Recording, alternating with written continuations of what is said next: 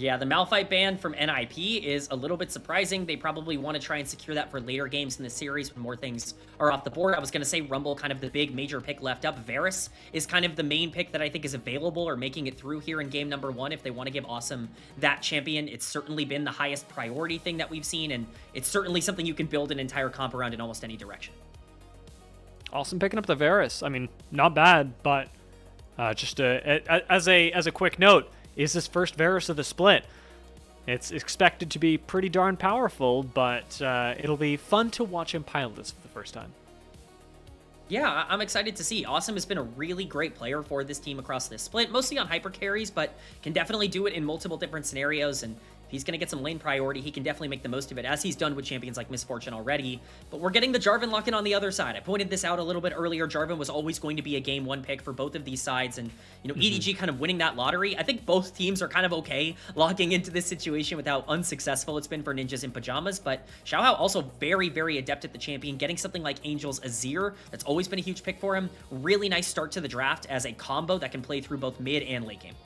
I'm a little bit spooked to see the Vi picked up right now. However, it does fit right into Guwon's wheelhouse, who has done a really good job of just engaging for the team. He is a little bit squishier with it, but if they can get Assum ahead, if this can turn into a composition that is comfortable bursting you out, I love the addition of the Ahri here as well. I think we got the makings of something good. Yeah, I mean, again, just straightforward. This is a comp that clearly has a defined role. Vi Ahri has always really established itself as the 1 to 2 item power spike duo in the mid game that can really just find pick after pick after pick if you're in the wrong spot. As we saw earlier today, you can't really make mistakes against champions like Ahri. We saw that from our first series of the day a little bit earlier, and so I'm excited to see what Care, who's been really good at this champion, can do. Will be the Scion lock-in on the other side, and both of these comps' identities are really starting to come together. NIP are going to be the proactive ones that want to get out on the map and start playing fast, whereas EDG are probably going to try and negate as many bad plays and get to the point in the game where the Azir and the Scion can be big problems. And they will be. We saw exactly the same thing last series in game number 1. Azir Scion is an incredibly potent frontline backline combination, especially with Jarvan to lock people up. These are relatively immobile carries that you're seeing. I mean, yes, I'm going to exclude Care from that on the Ahri, but if you're able to lock down a Varus, you can't do much about it, unfortunately, and Chains of Corruption is only going to go so far. Yeah, I mean, the lack of mobility on that champion can be very scary with a lot of the engage tools. We saw it earlier with even something like a Draven getting Cataclysm, that it can be almost impossible to try and deal as much damage as is necessary, but we're seeing bans to kind of complement that playstyle. Top lane bans coming in against the Scion, the Gwen, and the Mbessa, two of the things that are going to have an easier time being able to punish it. On the other side, the Gwen in particular, kind of a necessary takeaway, but it's the playmakers coming out from NIP. They don't want to give Parukia anything that can affect the map. This guy was a superstar rookie at times last year, kind of shocking everybody coming in the summer split, and a lot of it was on those more aggressive playmaking types of champions. We don't want that, nor do we want that safety and lane prio that Lulu brings. Yeah, the Lulu really taking away the ability to go hyper carry, and maybe not ability, but it's not going to feel as nice to pick up a hyper carry. However, the utility coming out of something like Jhin would be a really nice match for Varus, who is very useful in his own right. Varus' damage is very well known, but the Chains of Corruption that we talk about so often are also a big initiation tool. Now Leave has that as well with the Jhin. Yeah, Jhin is a champion that I think stylistically fits well. I still like Jhin. This is a champion who has done very poorly statistically at the start of the year. I believe it has 1 win right now in all 4 global major regions, or all 5, I think, global major regions at the moment. Just not a great start, but Leave is a good Jhin player. I know it kind of goes against his ideology in terms of how aggressive he likes to play, but it's been something he's found success on in the past. And this is really the trio that we are seeing right now for NIP. It's the Vi, the Ahri, and of course the Yunara. We sometimes see this with the Talia as well, where it's the mid-jungle duo that can play your mid-game and bridge you into the Yunara late game, and kind of covering all your bases on that front. I expect to see a playmaking support here from Zhuo. Rakan definitely fits the bill. Am I stupid? What's happening right now? Oh. Am I... You're right. Oh. Am I... Whoa. The elephant in the room is staring at me. I didn't even think about it. This is Varus top. This is a complete departure from what we've seen NIP do in all of their series previously. This is not a standard composition. This is so unstandard that I was like, are we remaking this draft? I cannot believe we're getting this in game number 1, Dia. I'm so excited. The rel, it's cool. It's something you can engage upon. Hoya's playing Varus in game number 1 as the answer to Sion. Now, how is this going to go down? We will have to see. You asked for some Hoya, Dia. You set this up. You asked for a series that was centered around him. We're getting it. It's true. You know, I've been really excited about Hoya's ability to frontline. I think he does a great job of taking space. I have no idea how he is going to play on a Varus, but man, am I excited to find out. Completely washing over this. Yes, Rel was picked on the other side. We know it's not... Compared to what just happened for NIP, it is completely immaterial that we have a Rel pick. However, to give credit to EDG, this does continue going in the exact same direction they were going earlier. They are going to be a good team fighting comp, great front to back, big utility, and a lot of pressure on Angel as well, who's going to be bringing the majority of the damage.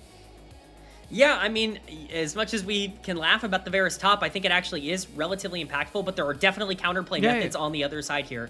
That Azir is going to be scary, and if the mid game doesn't go well for Ninjas in Pyjamas around that Vi and around that Ahri, especially if the Varus isn't in a good spot going into the late game, this draft gets very scary very fast without any real backup plan.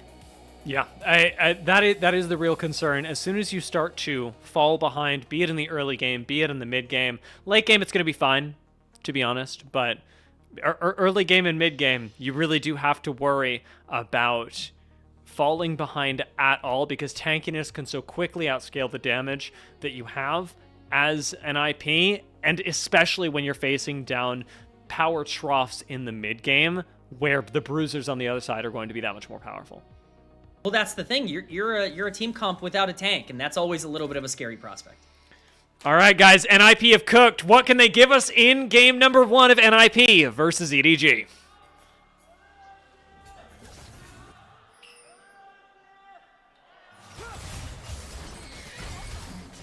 Oh, Jayo's coming in as we get small engage for Parukia down on the bot side on the Zhuo.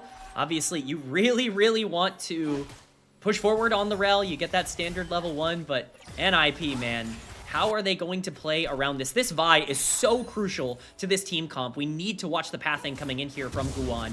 He's been very aggressive on this champion in the past, even going as far as to invade at level 2. It might be Xiaohao who's pulling the trigger early here. I do not hate this. I do not hate it at all. Parukia is already all over the plate. Even at level 1, he's got a lot to bring to the table. And Xiaohao, level 2, is going to shut down Assum for first blood. That is a clean execution, and already a big win for EDG. Game 1, Xiaohao strikes again, and he strikes early here with a first blood in under 2 minutes. Awesome stuff coming in here for EDG to be able to kick this off. We talk about the Vi Ahri needing tempo and needing pressure. If you're getting kills onto this Jarvan and getting closer to that level 6 for Cataclysm, all of a sudden, if you arrive to an Ahri Vi play, it becomes a lot more difficult. So great start for EDG and a really bad back foot play here for NIP. That bit of gold going towards Jarvan is going to make him a pretty big problem, especially once he hits his first items, and it's more about the damage that he's able to output on the squishies, because Jarvan will be able to close the gap, and if not one-shot your carries, certainly set up the rest of his team to be able to finish them off. Right now, Hoya running the top side, however, is going to be important. He has to be generating a lead, even against a Sion who is notoriously difficult to shut down. And it can't just be a lead. It has to be a pretty substantial one here for Hoya. He's been pretty good in lane throughout group perseverance up until this point. You see some damage and some trading coming down, but should be relatively safe here from the EDG bot lane. You're just talking about an NIP team that very much is on a clock. I cannot stress enough, if you are staring down the barrel of an Azir, even a Jhin in the late game with the Jarvan Cataclysm, you know, having Vi and Rakan as your main frontliners is going to be a lot scarier, but Guwon at that level 4, because he does have the camp advantage, will secure the crab here. Nice job. Might even be able to go for a double crab should he wish to. He just saw Jarvan move on up towards the top side, but is going to follow him into the jungle. This is spotted, so everybody should be ready on EDG to keep Xiaohao alive. ZDZ unfortunately can't do much in his own lane, but Care's roamed out. Guwon should be able to get this blue buff. Yeah, he should be able to, but Parukia is making his way up here. They want to fight this. Smite's steal actually goes through as Care picks up the blue buff, And Xiaohao, low but not finished off, has Guwon in a corner, 1 HP, and taken down by Angel. A teleport in by Hoya. This is a level 4 Varus into 3 people, and I am having a nightmare right now, Kman. My Varus has just died! Oh no, we finally get a Varus top here in the LPL, and it's immediately thrown off of his game. Guwon has found success with the invades earlier on, as he did against WE in Game 2 of their previous series, but not so much here. He stays way too long. Yeah, you got the smite down onto the blue buff, but with Parukia making his way up, and of course Angel actually having a lot of combat power on the Azir, they're just going to be able to pull the trigger and get themselves a 1.5k gold lead already. I am an optimist. I am an optimist. It's not over. I am an optimist. EDG, yes, they may have the perfect start for their composition into NIPs, but there are ways back. There are ways back. You can't give up. You can't give up quite yet. Hey, care on Ahri. He's been really good. Awesome's got some potential here on the Yunara. We'll see how the top side ends up going, but at least for now, the reason that that's so important is not only did Guwon have such a huge advantage in terms of XP to try to make a play around level 6, but also he burned Flash, which is a huge tool for the Vi to be able to make if they want to go for something really aggressive in the early game. A lot of your proactivity tools that you were building towards once you hit that level 6 power spec were just utilized to get gold into the enemy Azir's pocket, who is now accelerated with 2 kills. So definitely a big misstep there from NIP. The gold advantage in topside really deceiving. ZDZ is going to make that up with this wave extraordinarily quickly. So it will be a gold advantage, albeit small, in every lane for EDG as soon as they're able to clean up all of the remaining CS. Leave continuing to apply pressure with the Jhin in this bot side. Really great at clearing waves, but the real focus for Leave will be how he's enabling the rest of the team later on. And that is certainly a role that Leave has sometimes been hesitant to take, as Angel just dashes his way out of danger there. We've talked about this guy potentially getting caught out in situations where he's not supposed to, but on Jhin, you have plenty of tools to not only protect yourself, but to really push your team forward. And if he can do that for an already enabled Azir, that could be massive. Guwon is going to be starting up on the Dragon here. Looks like it is just going to be prioritized here, I should say, by EDG. Xiaohao wants to try and invade, but there's nothing to take. But he wasn't spotted. Nobody actually knows that he's here, despite 2 red wards. So Xiaohao should be able to shut down Hoya once again. He's stepping up like he doesn't know there's a Jarvan there, because he doesn't know there's a Jarvan there, but Hoya has Flash. Yeah, and the Flash should be able to keep him safe here. Xiaohao's gonna look. Nice. Yeah, he's able to get himself out of there relatively easily. Not too much worry. The Flash will make that happen. Level 6 acquired for the Vi. Again, this is such a massive power spike for Vi Ahri as a duo, being able to make plays on the map, especially because Xiaohao is sitting at level 5, and he's not quite at that Cataclysm power spike. He can't really match these plays just yet. Will hit it off the crab. Here in the mid lane, not really in any danger, but the advantage that you wanted to generate from getting far forward by taking extra camps, it's kind of gone for the Vi. Yeah, picked up the red buff and goes right back to farming. It is just a small loss for Xiaohao, but in a way, this could turn out to be worth it, especially because they burned the Flash on the Varus. If they're able to capitalize on that, return to the lane once again, should be an easy shutdown on an immobile champion. Yeah, I mean, Hoya's got to pretend like he's in danger at all points in time in this lane. Can get pretty difficult. Of course, no Scion ultimate to kind of facilitate those plays, at least for now, but same thing with Chains of Corruption coming off of cooldown very shortly. We talk about him needing to generate a lead to stay relevant in this matchup, but it's so hard for him to play aggressive. Worth noting that Grubs are spawning in 10 seconds. That priority and that pressure is going to be coming topside. We'll see how he handles it. Gotta wonder what he wants to back for. He's channeled it a couple of times, but Hoya shouldn't have enough gold to purchase anything really meaningful in this lane just yet, so I'd rather see him stick around for a little while and shove some more waves. Even as the Void Grubs are being taken, that lane presence could mean a lot. Hoya's got level 6 if he wants to participate in this fight, and Guwon's here as well with Zhuo. Parukia going to be backing off with Xiaohao away from these Void Grubs. EDG might have taken one. NIP could grab the next 2. Still definitely a bit dangerous for NIP. EDG do not look like they're contesting too much in this area, but this is the problem without having any true frontliner. Full engages can be quite scary at this level. Angel going to pick up some tower plates. This Azir continues to grow his lead. We'll see if Xiaohao wants to make his way into the area. One picks up one. Going for the second is where EDG Oh, really wants to engage, and they're going to do so. Guwon does get flashed on, but there's no follow-up at all. Xiaohao's on a completely different page in a completely different book. Care teleports up. Second Void Grub goes over to NIP. Parukia going in, imagining he's got teammates around him, and Xiaohao's in the area, but there's no Angel, there's no leave, there's no damage, so Parukia just goes into the pit to die. This is exactly what you cannot be doing in this stage of the game with the lead that you have generated. This could be contestable. If Angel's not going to make his way there, though, and he's going to back and play for priority, then you need to give up the grubs, and that was not a decision that everyone on EDG made. That was a nice charm out of Care, and the teleport used by him in that fight does have an unintended consequence. Nice job again to get out of the Shurima shuffle. Parukia would like to go on the engage, but realistically cannot into an Ahri. The roll-on consequences of the Ahri moving topside, though, are that Leave's gold lead has continued to grow. He's up 600 gold, the biggest lead in the game on his opposition. Yeah, and that's without really any sort of major assistance after level 2. Of course, he got a big gank early on in the game, but he's just done a great job continuing to push this lane out. You know, Jin's not found a ton of success globally over the beginning of 2026, but this champion can still do a ton in terms of both damage and facilitation. This laning prowess is incredibly impressive from Leave, who's been great at generating resources, and if he can continue, then that duo carry here is going to be a big problem. Yeah, I'm excited to see what the Jhin brings to the table, especially when his frontliners are already beefed up from the early game. It's almost a dream scenario for a Jhin who wants your team to set him up so that you can knock people down. EDG, their next play likely cooking in the next 2 minutes or so. Dragon's going to spawn in just under 1. Yeah, and that's definitely something you want to fight over. You know, we talk about Jhin generally being like more of a utility AD carry, like a lower damage ADC, even if I think he can do some things in some big moments. That doesn't matter in this game. There's no tank. There's no one to absorb the low damage, so EDG feel very comfortable fighting around this power spike right now. Leave has completed that first item. He is in a major spot right now.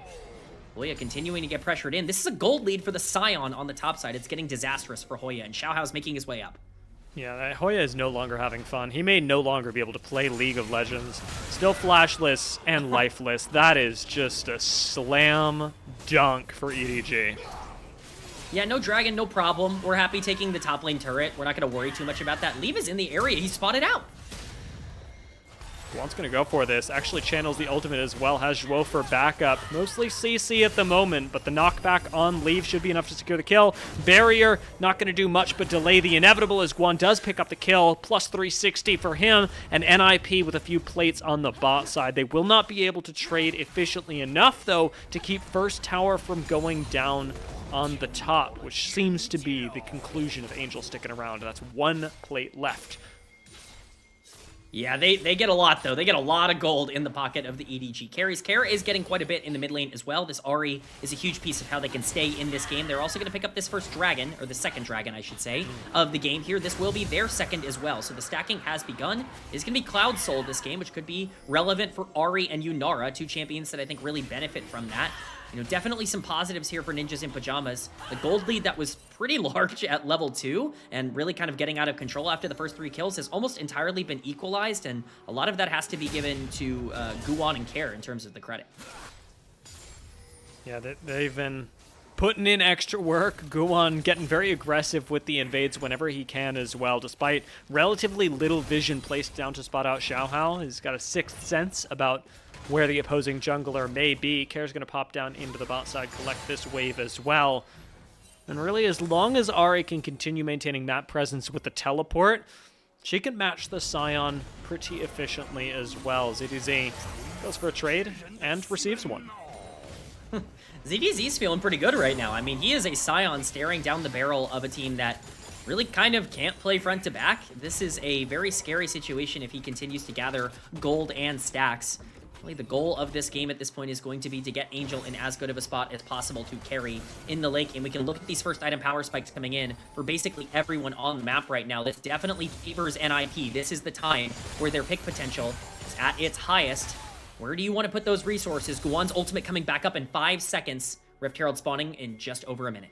I like that call. Rift Herald may very well be where they choose to go for NIP, where they choose to focus, especially with Parukia lightly caught out in the area. Vision is going to be held in this whole top side by NIP, but taking a look at the deep jungle, the damage has been done. There is so much vision on the board for EDG that you can't move as the ninjas in pajamas without being spotted.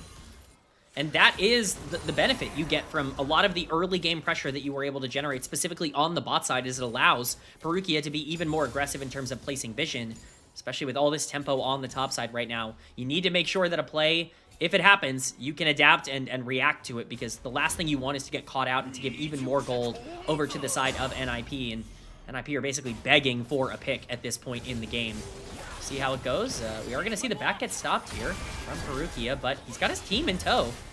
Yeah, he's not too bothered. Xiaohao could go for the engage here, but it would be risky, especially with the amount of members of NIP that are still around. Guwon's going to go for the camp, but Leave is in the area as well. Has to be careful about what he does with Assum at his back. Ends up channeling the curtain call right on top of NIP. Takes Guwon low. As Guwon flashes away, he gets shuffled right back in and taken down. Nice job to find the kill, and Parukia is going to help clean up the last one with Xiaohao. That is a double kill for the Jarvan and a really nice finish for EDG on a fight that NIP started. That is a massive flash into win. corruption! No! Leave! 1 HP! Assum flashes for it! There is an answer here. There is hope for NIP. And ZDZ's not safe either. This guy's gonna go down. Assum is pumping out the damage here. And just as I was about to praise EDG, Leave does what Leave does best, and he gets caught in the mid lane.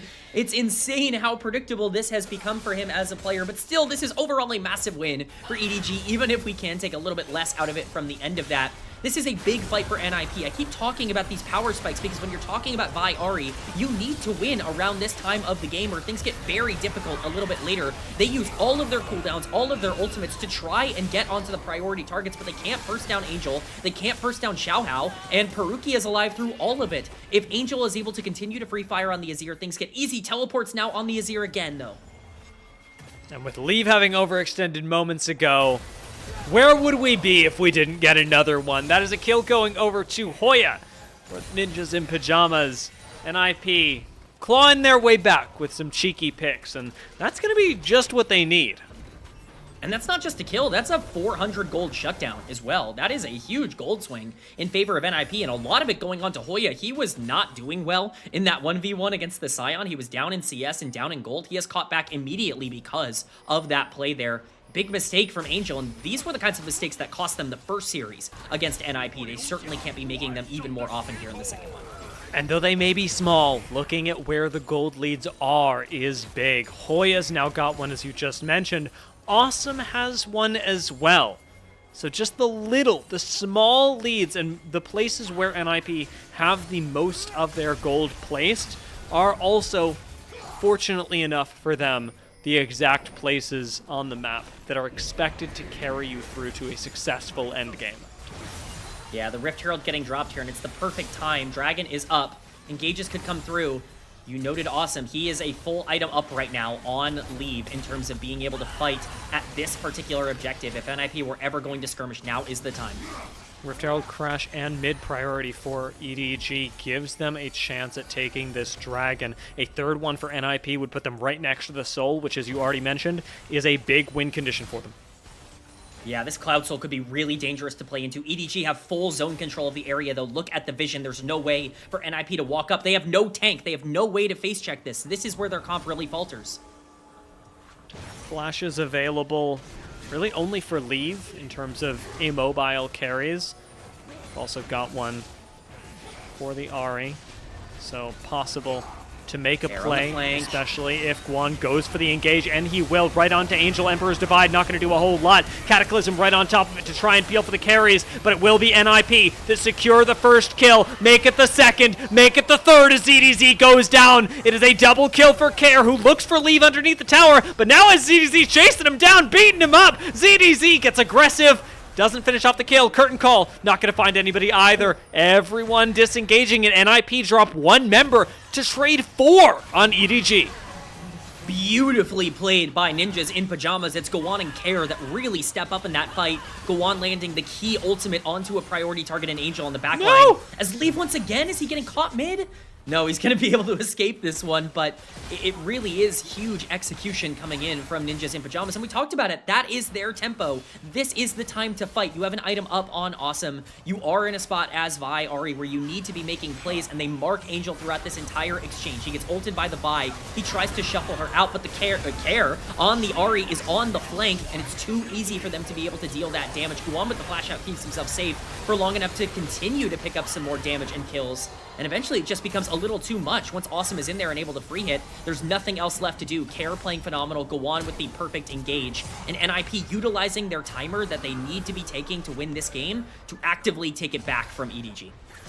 This was perfect by Care. I loved the way that he was able to set this up, because without his flank, a Vi engage from Guwon means absolutely nothing. Nobody would have been able to follow up through the front line, but all of a sudden you introduce Kara into the back line, and things become chaos for EDG. A team fight that wants to be front to back is suddenly back to front. It's crazy how that ends up working, huh? No tank, no problem in a lot of these exchanges when you just don't have to worry about playing a traditional fight. But ZDZ could be the target now on the Scion. Guwon is here. Yeah, he's got the turret. And honestly, ZDZ... pretty darn difficult to kill, though even with that said, he looked almost like an afterthought in the last team fight. This game, pretty even, and now with NIP reclaiming the lead, it's a lot less doomed than I thought it was in the early game. I'm glad I was an optimist about it.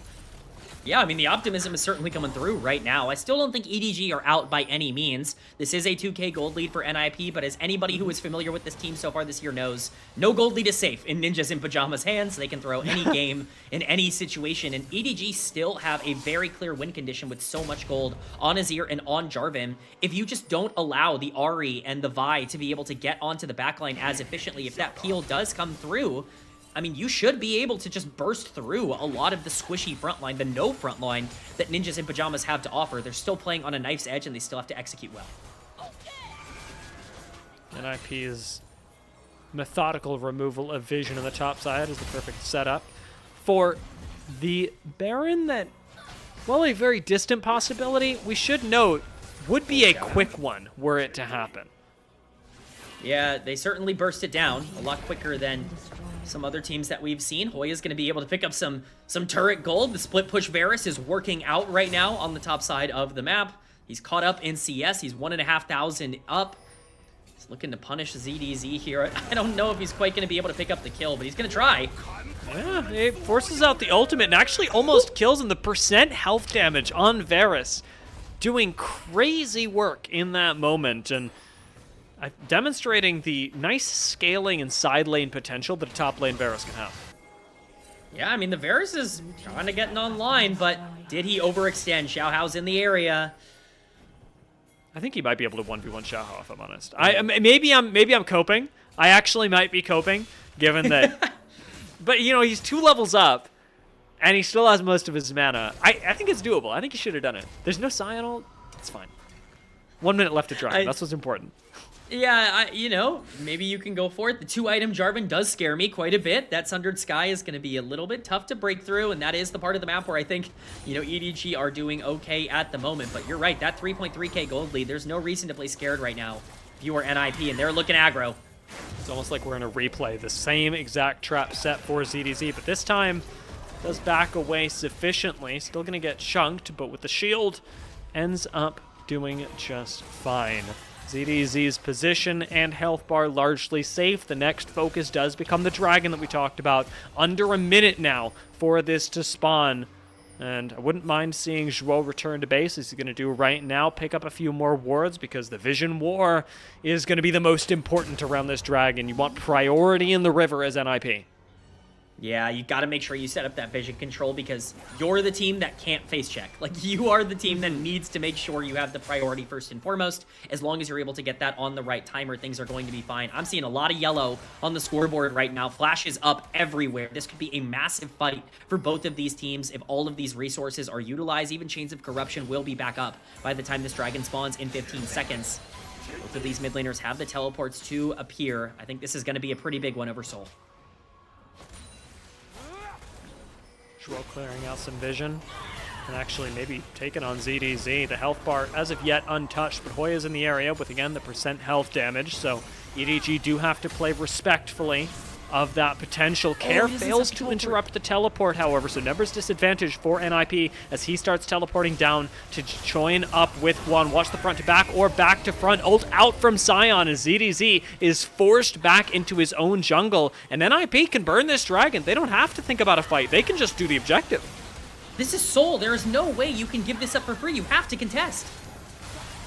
Will Xiaohao be able to do it?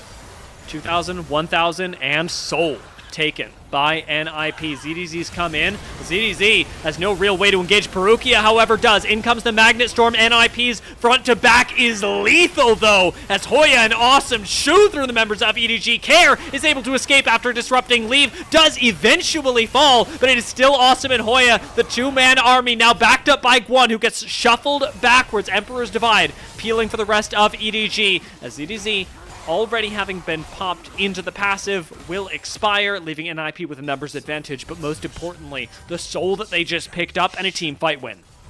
It's a team fight win and soul. You get both in this instance. It's insane how well Ninjas in Pyjamas are playing out this comp, because we talked about it. They've been playing boring drafts. This was the team that we were talking about playing tanks on the top side exclusively, and here's AP Varus top, and it's working out for them. This looks like it's going to be terrifying at the start, but because you chunk out ZDZ and he needs to leave, you have full priority to grab the soul for free. The engage from Parukia honestly looks kind of bad because Assum is free hitting on the backline, but Xiaohao does so much damage, and Care is disrupting the backline. He forces Leave to leave his curtain call, but who's untouched in this fight? It's Angel. He is the main carry, and when you're talking about the front to back, it's Azir that you need to be watching. Unfortunately, he couldn't buy enough time. It took them too long to be able to get Angel into that position, and he just can't take over. It's a 4K gold lead. It's Dragon Soul, and it's all in the right places right now for Ninjas in Pyjamas.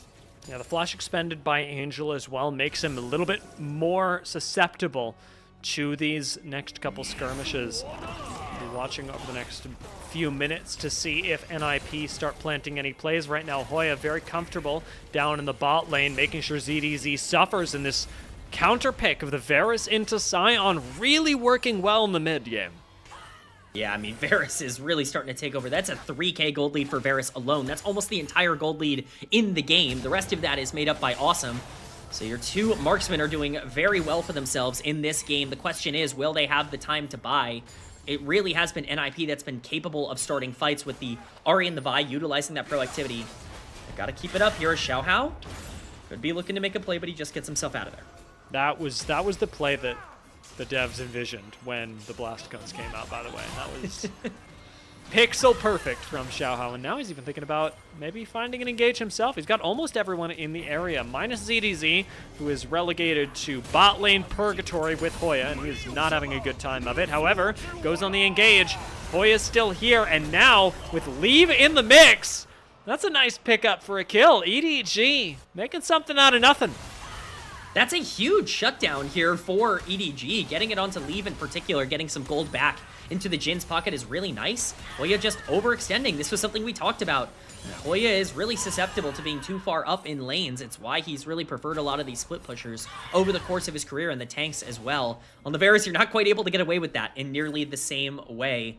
We'll have to see how they end up responding, but those are the kinds of mistakes that can get EDG back into this game. As Xiaohao making his way to the top side. Baron is spawned. It could theoretically be an option for both of these teams. We gotta remember as well that EDG have to be very careful about their positioning around Baron. Suddenly Xiaohao shows bot as an example of something that might innocently happen. NIP can burn Baron exceptionally quickly with the carries that they have, so keep your eyes specifically on Xiaohao's positioning, or on really anyone's, but specifically his. Hoya gonna clear out the top side. It is his job to stick around the Baron to continue threatening that.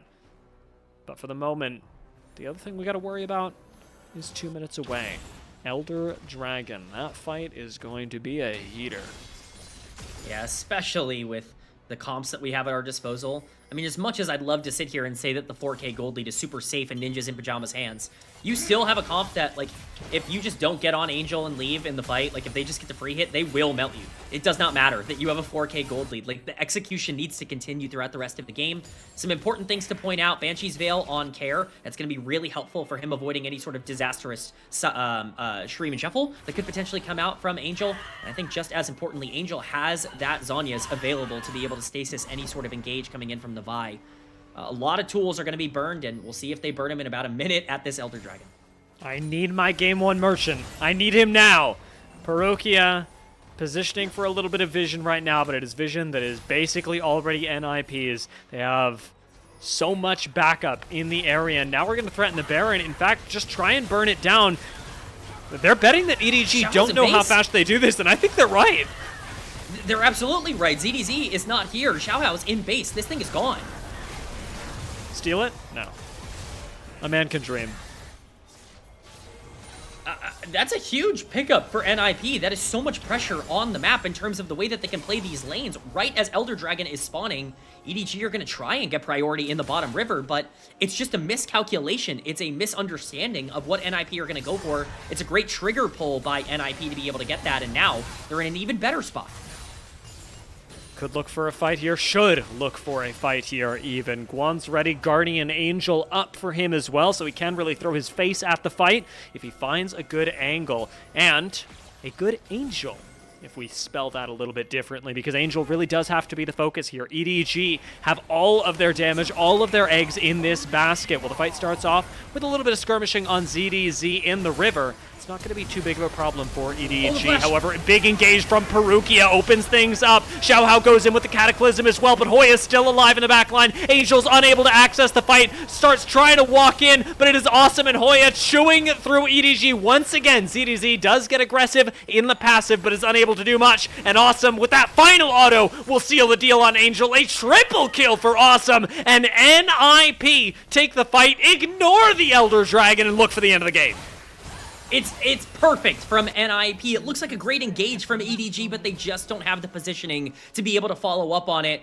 Who but Hoya in this final moment to capitalize and step up and do so much damage. Assum, of course, getting a triple kill. The double marksman duo coming in clutch as they march down to take down these Nexus turrets and take down the game. Parukia actually goes for the engage. I did not expect that, but NIP rightfully just completely ignore it. They have the damage, they have the numbers, and they have game number 1. NIP experiment, and it comes up huge for them. Hey, boring drafts. I mean, throw it out the window. Like, they're back in the kitchen, man. They are cooking up something with AP Varus top, and it worked out. I mean, this is a 0-tank team. This is Vi Rakan as a frontline, and they never needed it. Every engage that went their way, they were prepared for. The damage was perfect on the backline. Everybody was playing the right way. And Ninjas in Pyjamas, for the first time in 2026, win game number 1. That it's a big series of firsts for NIP. That Varus top really standing out, and it's clear they just lulled us into a false sense of security, because this game 1 blows the series wide open in their favor. NIP, of course, we're expected to come into this and have it be a close series. I don't think that has changed at all. I'm still scared for what EDG can bring in game number 2, but EDG's classic game number 1 win, now denied them, makes this series so much more comfortable for NIP. Yeah, I mean, NIP have full control of this series moving forward because you had some major picks on the other side. Angel Azir is one of his most successful champions, like, across his entire career. That's now taken off the board. You have some crazy aggressive bot lanes that are still available, but do you really want to go for that with the way that things played out for Leave in this game on the Jhin? Even with some okay performances, he continuously got caught out mid. It just feels like a complete repeat of the EDG we saw at the beginning of the split, and that is not a good sign for this team moving forward. We need to see that progress actually show back up again here. Yeah, and, you know, NIP, I do want to say, did not just start this game and close it out with gold leads throughout the whole thing. This wasn't necessarily a win lane win game from the very beginning. This was a tough game for NIP at the start. They got first blooded in the bot lane at level 2, but level 1 still for their carries in the bot lane. Then they lost Hoya up on top side. This was rough, in terms of an early game for a composition that was expected to go through a mid-game trough that with hyper carries is really susceptible to a front-to-back tanky composition. Yeah, we'll see if we get the replay of the fight that really broke the game open in the jungle, where Vi and Ari utilized their resources to finally go out and pick up a massive win and get some gold back into the pockets of NIP. It was really important that they won that because you're right, the game was spiraling. You're in a position where you can't play from behind. We talked about it even when they were ahead. You can't face check River. You can't walk in without vision. You've got Rakan Vi leading the charge. They're going to die instantly to the damage coming in on the other side. They needed to make sure that they were in a good spot. And it really just came down to Care popping off in a major fight, and obviously some major performances from players like Assum and Guwon as well. Yeah, I mean, I really liked the play out of Care. I think that there is an argument to be made for them not winning the entire game if he doesn't make that play. And that alone, even though his numbers are low in the charts right now, really does set Care apart when I think about this game and how NIP ended up winning it. Zhuo as well, great vision control. It was a bit of a quieter game from him because realistically, Rakan just isn't the guy who you're going to be watching on this team. Yeah, I mean, it's unfortunate for the Rakan that basically he was the tank in this comp. He had to play like Sion throughout a majority of this game. He couldn't really be the playmaker, so he just had to stand still and make sure his double marksman could carry the game, and he did his job. Zhuo, I think, was fine on the Rift here today. You know, Hoya playing that Varus, most damage in the game, 39% of his team's damage. I get it. It's poke Varus. It's, you know, obviously AP Varus. You're playing around a lot of that stuff, but, you know, it's still pretty impressive to see how adept Hoya was at a champion that I think really kind of goes against his own internal playstyle. Taking a look at some of the memorable moments from this game, NIP, they did make some good plays to catch people out. Leave got caught out a couple of times in this game, but I'd be lying if I said that wasn't expected. We talked about it in the pregame as well. This is a Leave classic. What I didn't expect was moments like this where actually Angel was able to get some really good Emperor's Divides to clean up this fight in the jungle. And this is where I started really worrying, going, I don't know, are EDG just going to straight up win this game? Are they going to wipe this game? And it was NIP that had to make plays to then claw that back. I'll be honest, Dia. I thought the game was over after that fight. I really was like, I don't know how you play this down 3,000 gold if you are this team comp, but all it takes is one perfect fight, a great flank from Care, a great ultimate from Guwon to get on a priority target, and then all of a sudden the gold lead is completely flipped. Those ultimates are utilized perfectly, and more importantly, as we see here, I mean, they got Soul for free, they got Baron for free. Every objective on the map was completely uncontested for them, and that's going to be a pretty easy pathway to success. I'm really impressed just watching these fights back as well. I know that in the pregame, I had praised Hoya's positioning from a taking up space, from a tanking for the team standpoint. Never did I think in my preparation for today that I would be praising his positioning as an AD carry as well. Hoya really was standing out of the threat line from the Jarvan, from the Sion, which are the exact same things that when we were in the draft made me go, maybe this Varus is in a little bit of trouble. But you shift him up to the top side, and Hoya looks untouchable because he's always at least 10 meters away from the closest tank. Bro was gliding. I mean, he got hit by some engages, but he took no damage because he was flashing out and keeping himself safe in some major circumstances. Again, Hoya has played, I mean, we can look at the champion pool for him across this year. It's Gnar, it's Ornn, it's Poppy, it's Sion, it's Cassante, it's tanks. And then all of a sudden the Varus comes out and he plays the way that he does. It's super impressive from a player that really has been playing a lot better than we ever gave him credit for at the beginning of this year.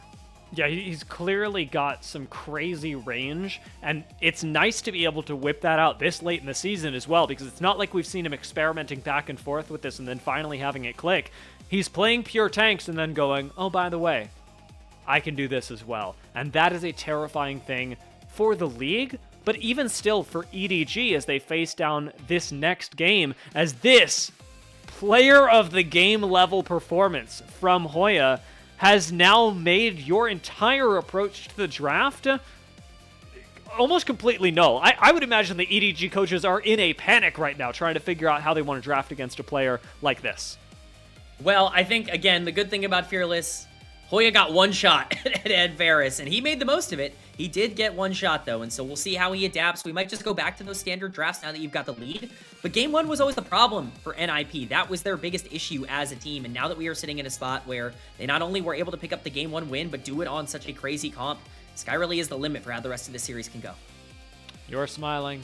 I'm smiling. I hope everyone at home is smiling. That was a very exciting game. NIP versus EDG has not disappointed, and it was just game one. We've still got one, maybe two games coming up right off the break.